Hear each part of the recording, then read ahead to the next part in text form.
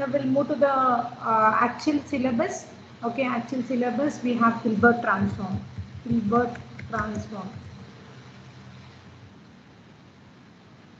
I'll just increase the size. Okay, Hilbert transform. Okay, so you people are aware of Fourier transform. Okay, so Fourier transform is important to derive the frequency component from the time domain signal. Okay, so you may ask me a question, ma'am, why it is required to convert, why frequency content is required. Okay, so if you want to separate the signals, okay, so time domain, it is very difficult to separate the signals. Okay, so that is the reason what we'll do, we'll convert it to the frequency domain, and we will, based on the frequency components, okay, for the as I've already shown you, like how the high pass filter and the low pass filter will be. Okay, so for the signals also you will have the spectrum like that. Okay, so based on that spectrum, which will define you for what amplitude, what is the, for what frequency, what is the amplitude and all. Okay, based on that you will be able to separate the signals.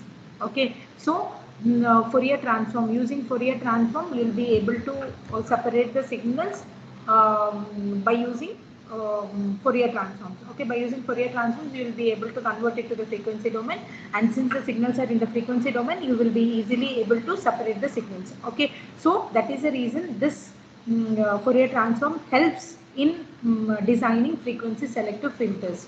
Okay, so these help, this transform will help you to design frequency selective filters. Okay. Fourier transform, when you convert time domain signal to frequency domain, you'll be able to identify what component is for what. Okay, so because of that you will be able to design frequency selective filters. In the sense, only that particular signal will be selected.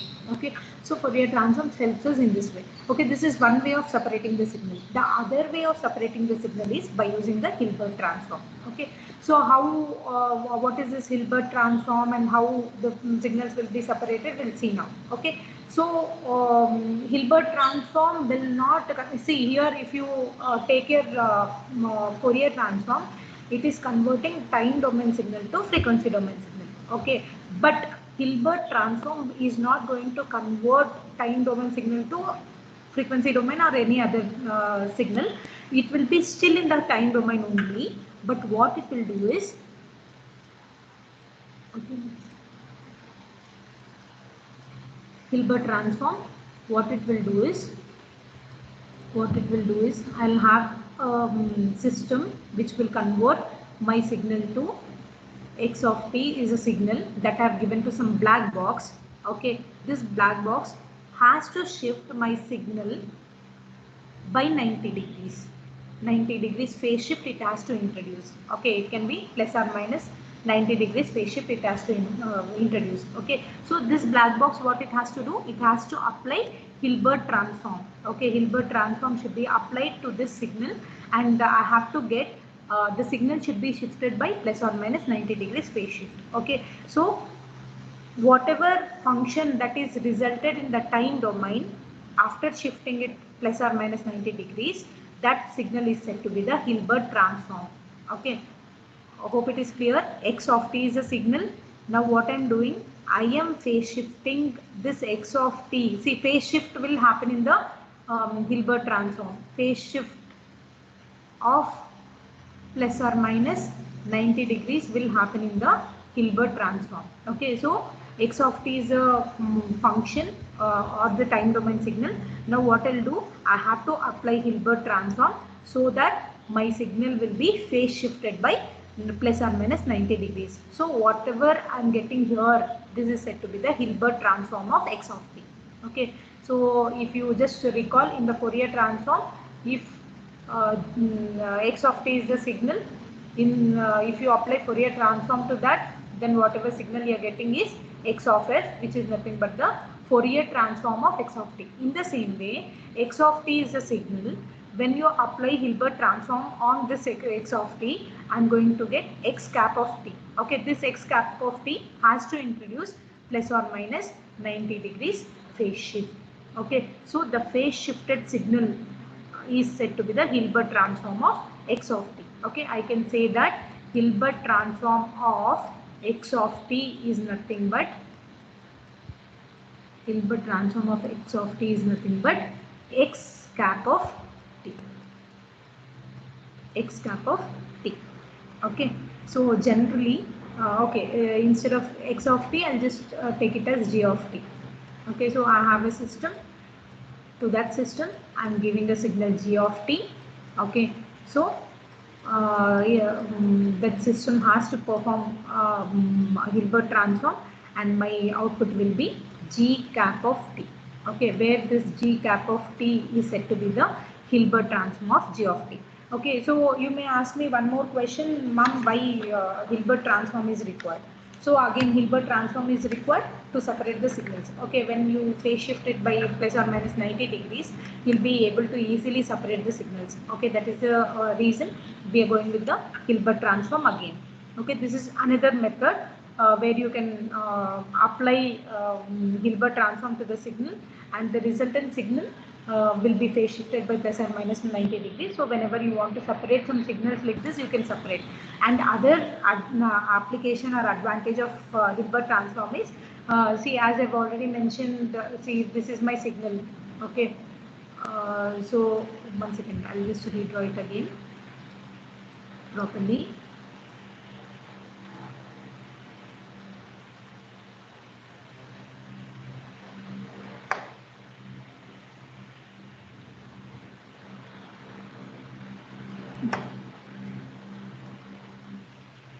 Can you have you people seen this signal anytime? It is like this. Have you people seen this signal anytime? What kind of signal is this? Amplitude modulated signal, right? Amplitude modulated signal. Okay, so this is nothing but the envelope.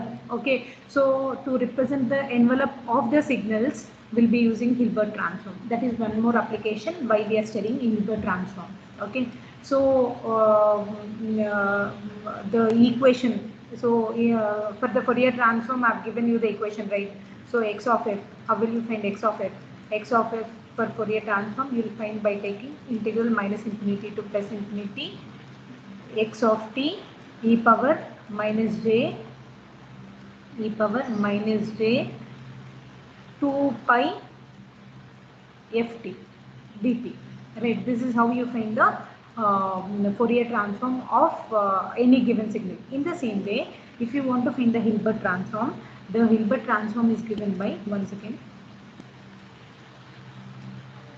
Hilbert transform is given by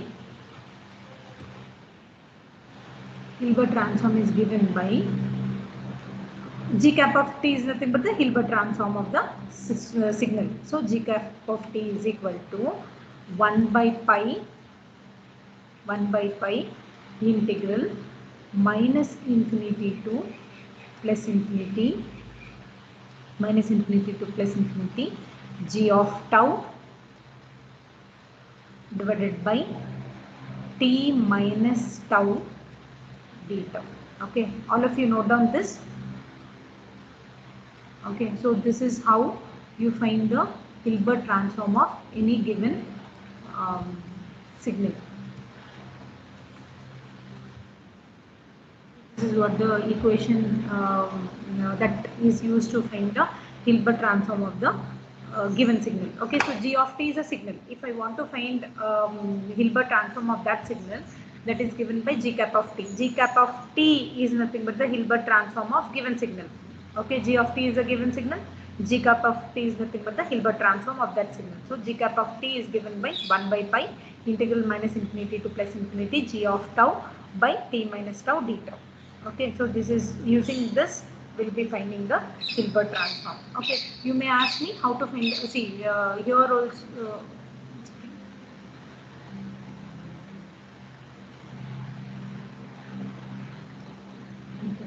You may ask me one more question. This is what the Hilbert transform. Can we find inverse Hilbert transform? Yes, you can find inverse. Okay, so g of t is a signal. When you apply Hilbert transform, you'll get G cap of T. So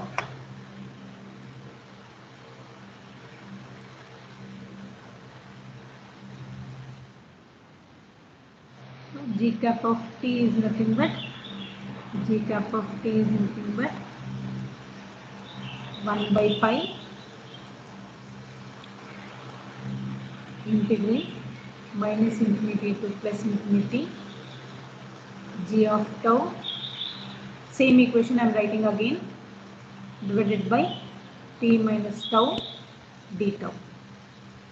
This is what Hilbert transform of G of T. If I want to, this is nothing but Hilbert transform of G of T.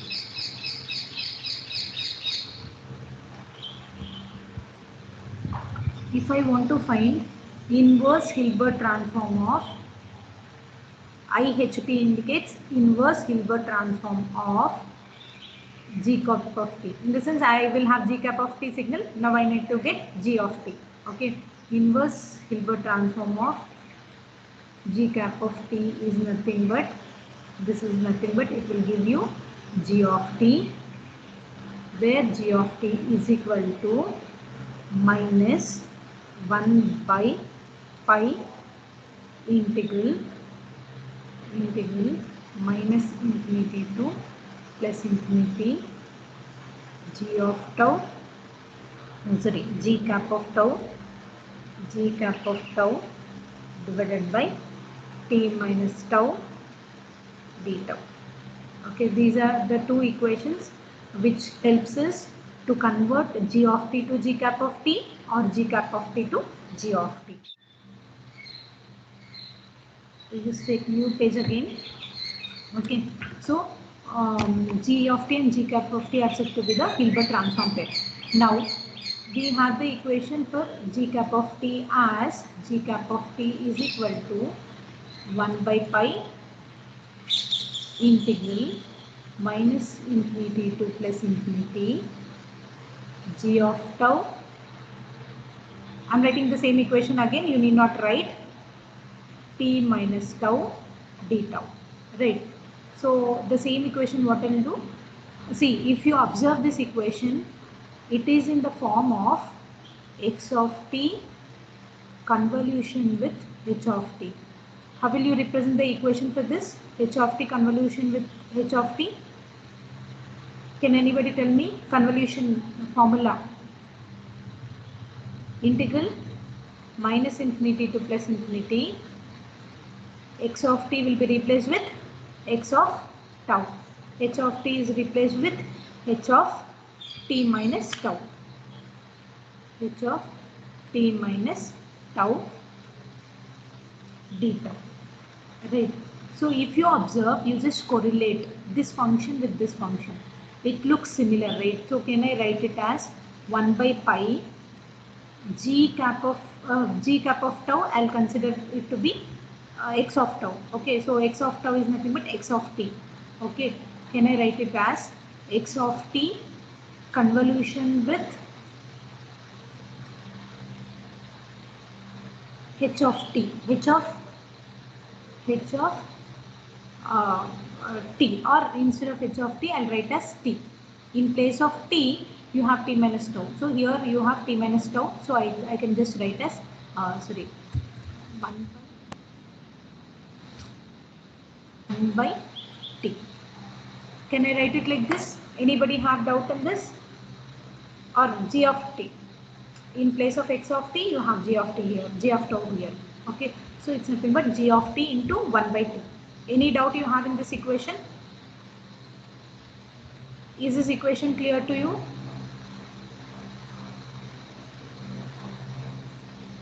Is this equation clear to you?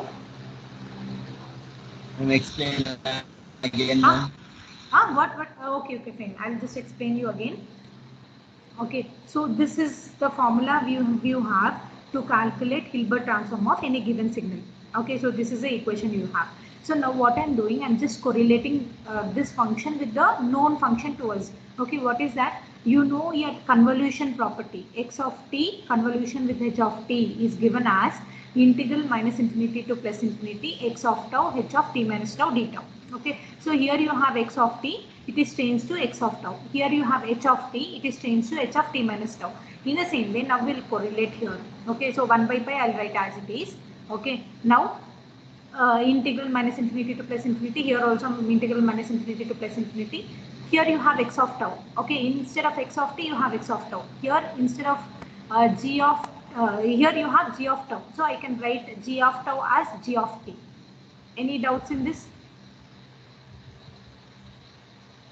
G of t, g of tau I've written as g of t convolution with here what has happened, h of t. H of t wherever I had t, that is changed to t minus tau. Okay, so here in the denominator I have 1 by t minus tau. Okay, so 1 by t minus tau I can write as 1 by t. Okay, g of t convolution with 1 by t. It is nothing but, if you want to write convolution for this, it will be nothing but integral minus infinity to plus infinity. G of t is nothing but g of tau into h of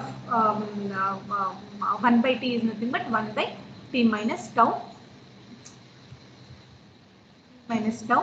d tau. Okay, so am I able to get back the original part here, whatever I had here, the same thing I'm able to get from this, right? So that using that I have represented this equation. Okay, and 1 by pi anyway it is a constant, I've written it separately. Okay, is it clear? Yes, ma'am. Okay, fine. So now what I'll do, I will write this as g of t. Anyway, pi is a constant, I can even multiply inside. So 1 by pi t. Okay, so if you want to find the Hilbert transform of any system, what you can do is you can directly convolve that signal with 1 by pi t. That is what it implies. Okay, so this is what it implies.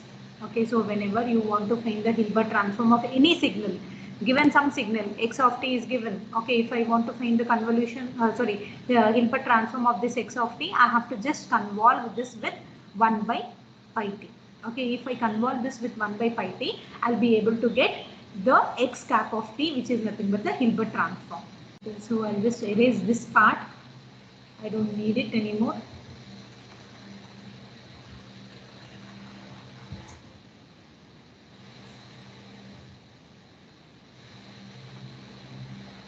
Okay, so this is how we need to do, but again convolving convolution, finding the convolution in this way is little tough. For that reason, what we'll do, we will use some of the properties of Fourier transform. You know that just go back and check. You people have already written also convolution in time domain, convolution in time domain property. When I was teaching, when you people were writing, I have explained you like this is one of the important property. So you know that x of t convolved with h of t, this is in the convolution in the time domain. I can represent as multiplication in the frequency domain. X of t, x of f, h of t, h of f. I need to multiply it in the frequency domain. This property you have for the Fourier transform. This is one of the very important Fourier transform property. Okay, if any two signals are convolving in the time domain, in the frequency domain, they will get multiplied. Okay, so here again I'll use the same statistics.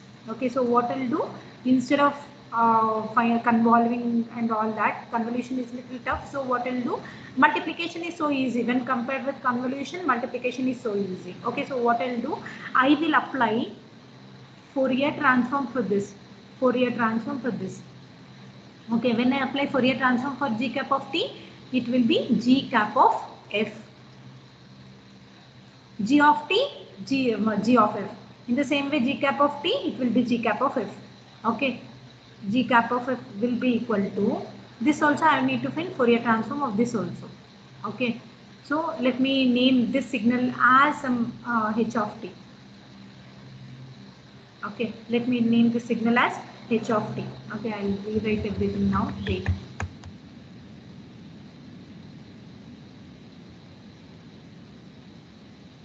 What I'll do, I'll rewrite everything. Let me consider, let h of t is equal to 1 by pi t.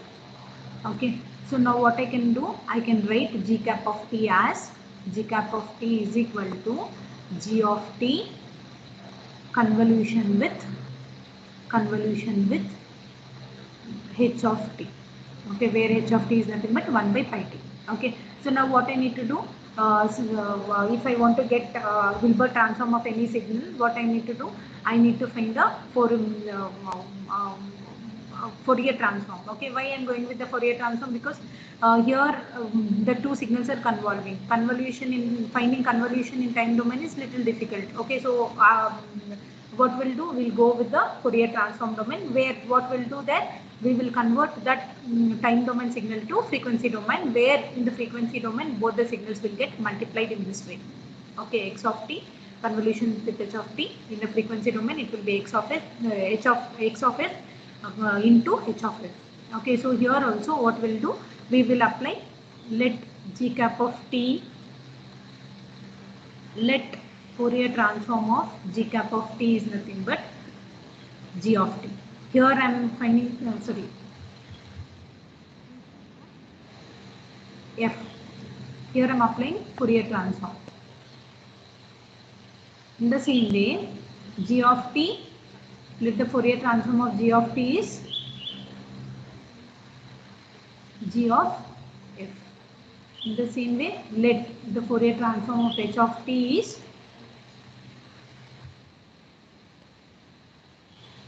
h of f. Okay, so now what I can do, I can represent the same signal, this signal as g of t, g cap of t, the Fourier transform is g cap of f. That will be equal to, here convolution is happening in the time domain. In the frequency domain, their spectrums will get multiplied. It means that g of f multiplied with, it is f. Okay, g of f multiplied with f. Okay, so after multiplication you may get some equation here. So you may ask me, mom, it is in the frequency domain, but you said that Hilbert transform will not shift the frequency domain, will not convert its domain, it will be still the time domain only. But here it is not the time domain signal. What I need to do, I need to apply inverse Fourier transform for this. Inverse Fourier transform.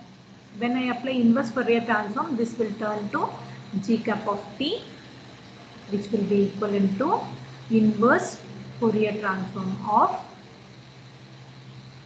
g of f into h of f.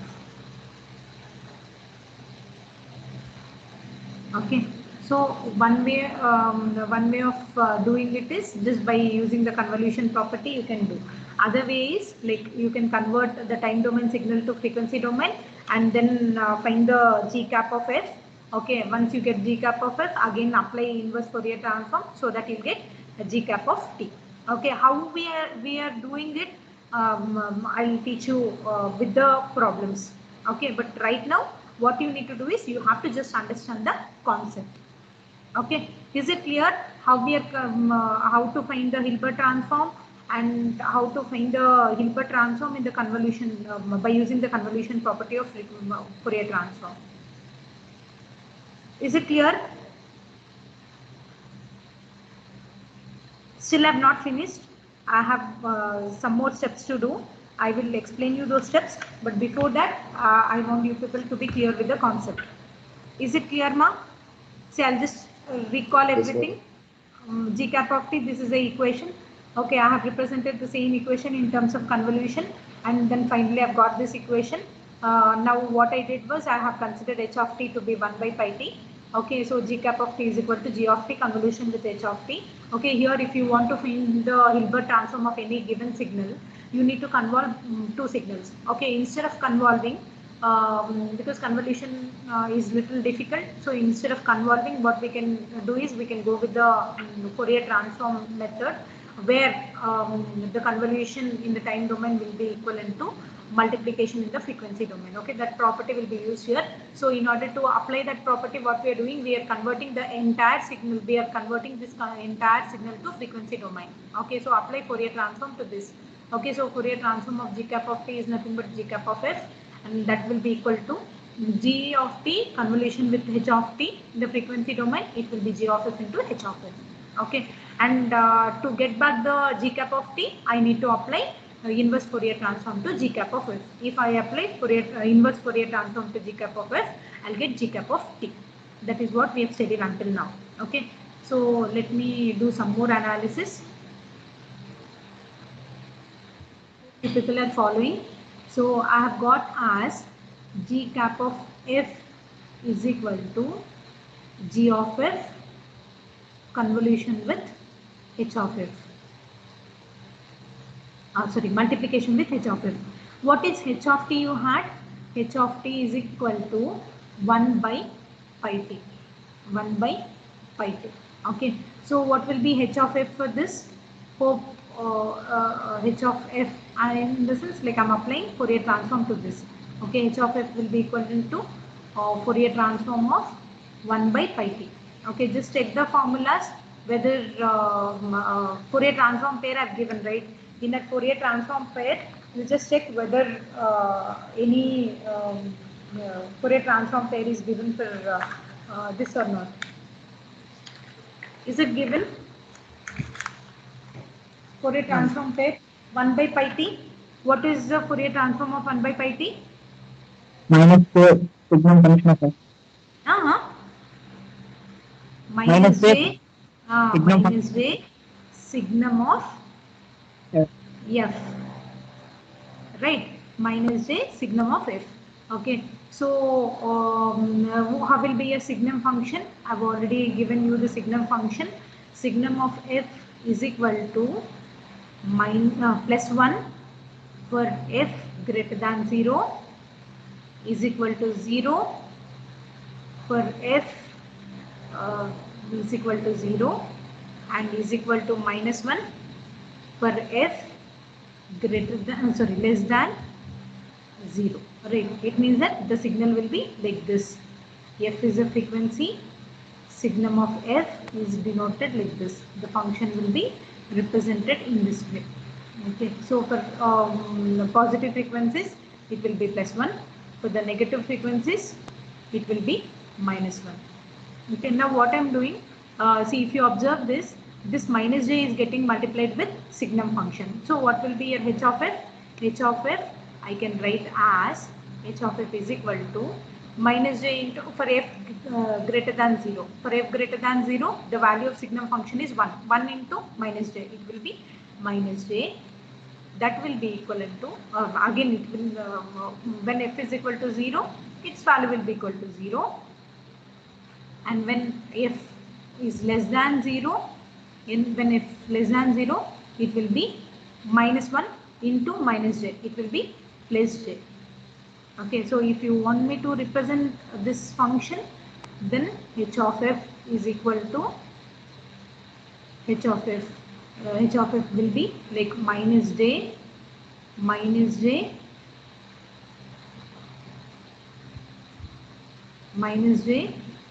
for the minus j for the positive frequencies, and it will be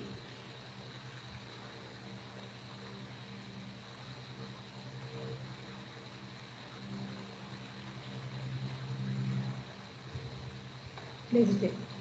Sorry, 1 second. It will be minus j for the positive frequencies and it will be plus j for the negative frequencies. Okay, so these are the positive frequencies. For the positive frequencies, the value is minus j. For all the negative frequencies, the value is plus j. Okay, so this is the function h of f. Okay, now what we are doing, g cap of f is nothing but, okay, one more thing I just want to show you. So I need to find the magnitude spectrum of this h of f. So what will be the magnitude of h of f? Magnitude of h of f. It will be 1 only, yes or no? H of f, it will be 1 only, right? How will you find the magnitude? Under root of a square plus b square, right? A square is nothing but 1. See, for a plus jb, you'll find the magnitude as root of a square plus b square. A value is 1 here, b value is -1. Okay, a value is 0 because I don't have any real part. Okay, b value is -1. Okay, so root of a square plus b square, it will be 1. Okay, 1. So it means that the value will be like this. The frequency spectrum will be like this. This is your mod h of f value, which is said to be the magnitude spectrum. Okay, this is said to be the magnitude spectrum. Magnitude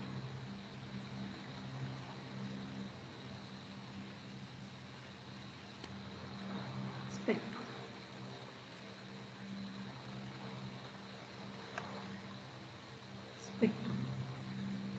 And coming to the phase spectrum in the sense arc of h of f, arc of h of f, or I can even write as angle of h of f.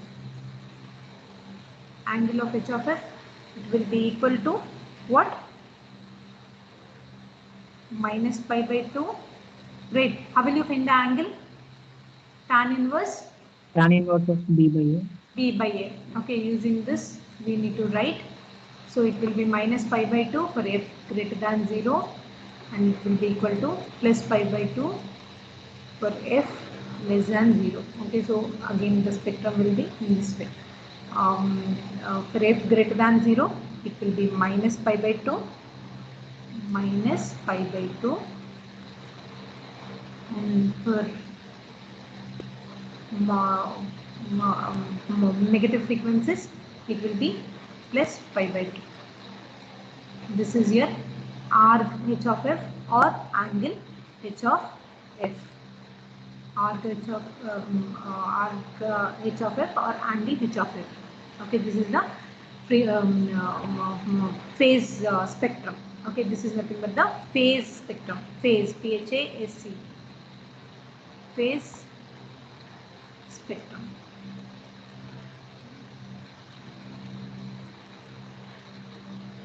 Okay, so this is your phase spectrum and this is your magnitude spectrum. If you observe, okay, the phase spectrum and magnitude spectrum, it is saying that there is no change. It is all pass filter. Okay, all the frequencies it is passing. Okay, so h of f is all pass filter. But what is happening here?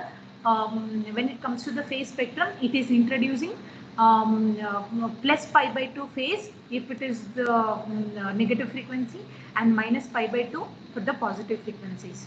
Okay, so this is how the h of f function is introducing 90 degrees phase shift. Okay, still I have some more analysis to do. Okay.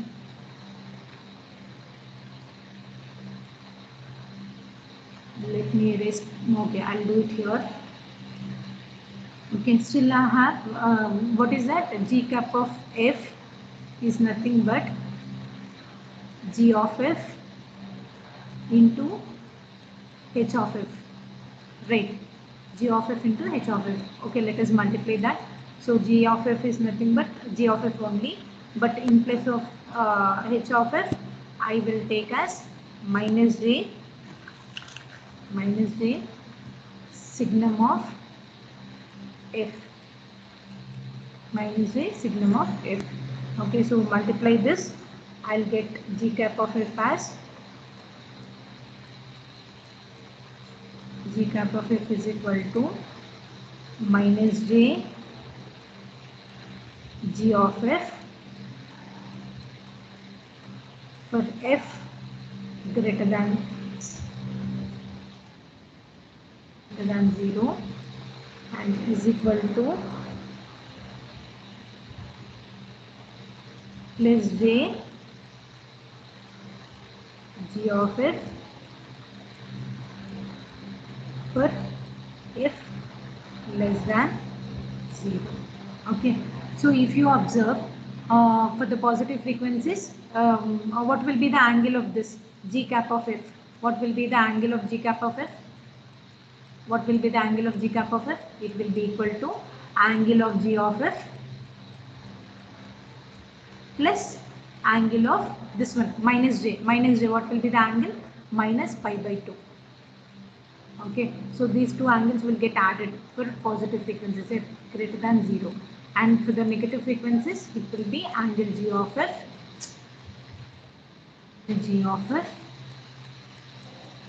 into plus pi by 2 for f less than 0.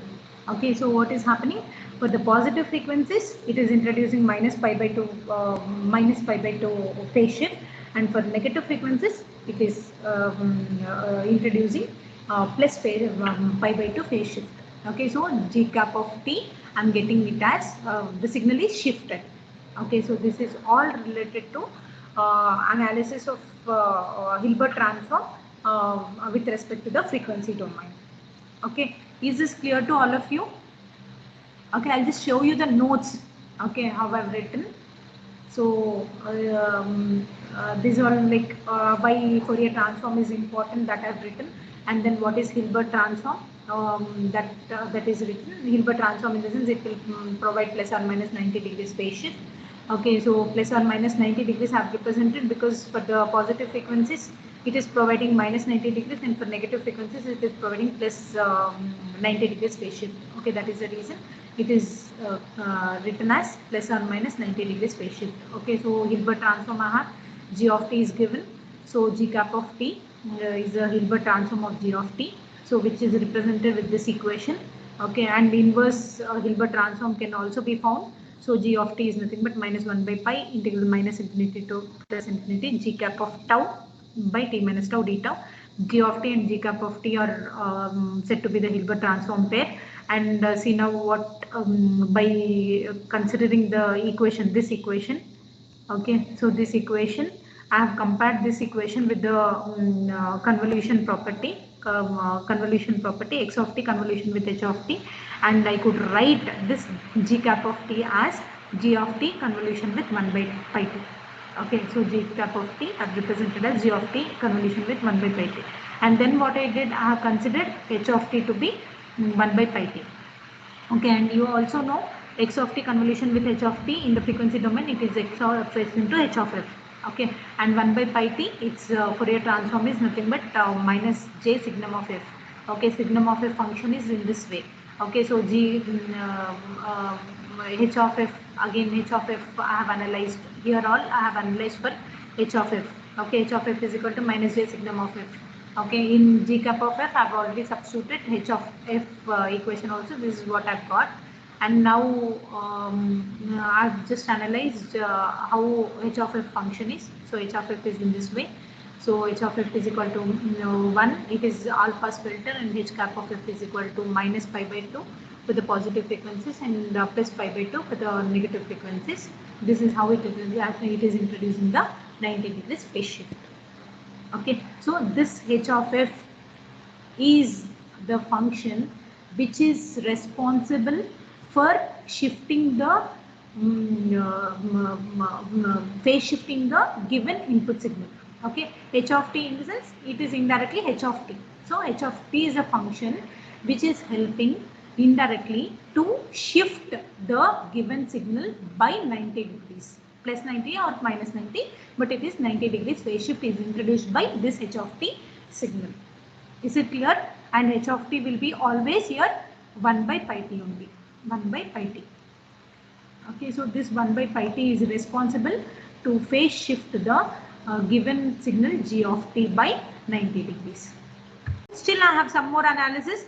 Whatever I have explained now, I have explained in terms of time domain, frequency domain. In the same way, I will just try to explain it in the time domain as well.